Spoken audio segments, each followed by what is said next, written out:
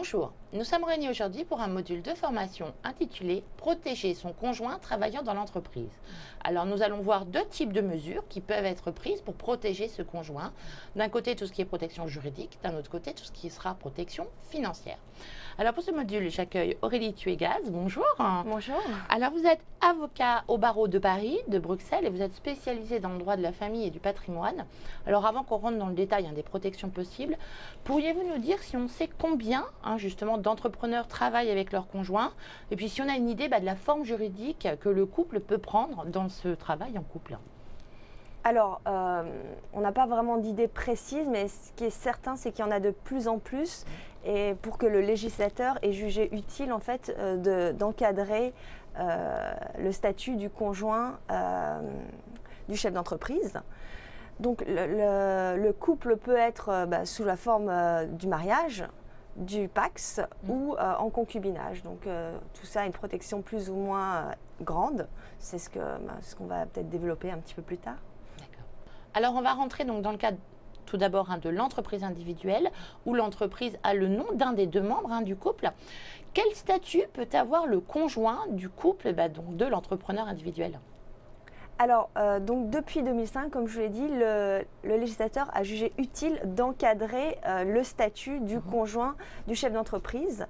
Parce que donc avant, le conjoint pouvait travailler comme ça. Aujourd'hui, c'est considéré comme du travail dissimulé. Donc la loi de 2005 a imposé au conjoint du chef d'entreprise de choisir entre trois statuts, soit le statut de conjoint salarié, soit le statut de conjoint collaborateur ou le statut de conjoint associé. Et donc il y a différentes protections juridiques qui sont associées en fonction du choix du statut. Alors ça, c'était pour l'entreprise individuelle. Au niveau d'une entreprise qui aurait vraiment une structure juridique, donc d'une société, est-ce qu'il y a un certain nombre de clauses statutaires qui peuvent permettre de protéger le conjoint? Alors ça, c'était utile avant. Maintenant, donc en fonction du choix du statut, ce n'est plus nécessaire parce que la protection est prévue par le statut. Donc ça, c'était utile avant 2005. Maintenant, ces clauses n'ont plus lieu d'être.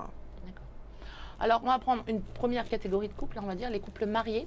Est-ce que le régime matrimonial peut servir à protéger ce conjoint? Alors, oui. Tout dépend de ce que l'on souhaite. Si l'on veut, moi c'est ce que je conseille à mes clients, si l'on veut protéger, le mettre à l'abri en cas de problème de l'entreprise, je conseille fortement d'aller chez le notaire au moment du mariage et d'opter pour un régime de séparation de biens. Ce qui permet en fait de ne pas avoir des biens communs mais uniquement des biens propres.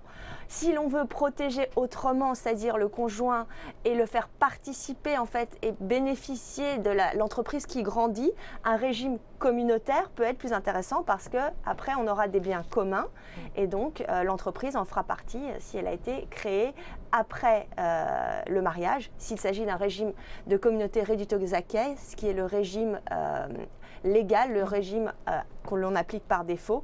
Et si l'on veut également que tous les biens soient communs, dans ces cas-là, on choisit un régime de communauté universelle, mais ce qui peut être risqué.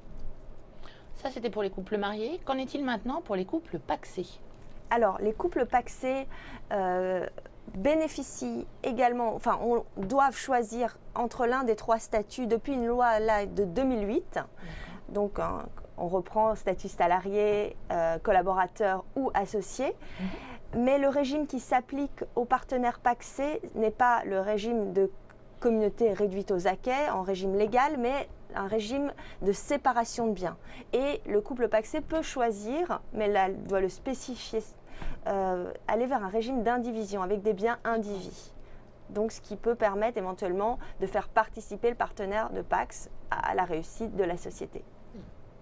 Alors, on va passer maintenant à toutes les mesures qui peuvent protéger le conjoint, mais on va dire plutôt au niveau financier. Comment faire pour établir la rémunération du conjoint qui travaille dans l'entreprise?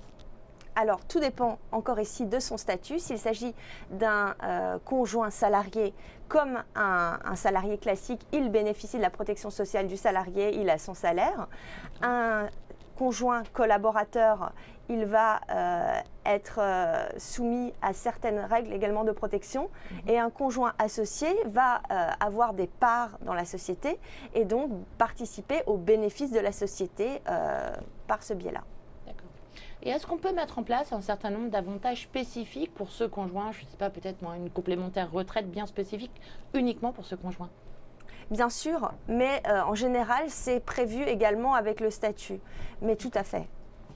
Alors, il y a aussi un risque quand on travaille en couple, c'est qu'au décès de l'exploitant, le survivant doit rembourser tous les emprunts qui ont été pris au nom de l'entreprise.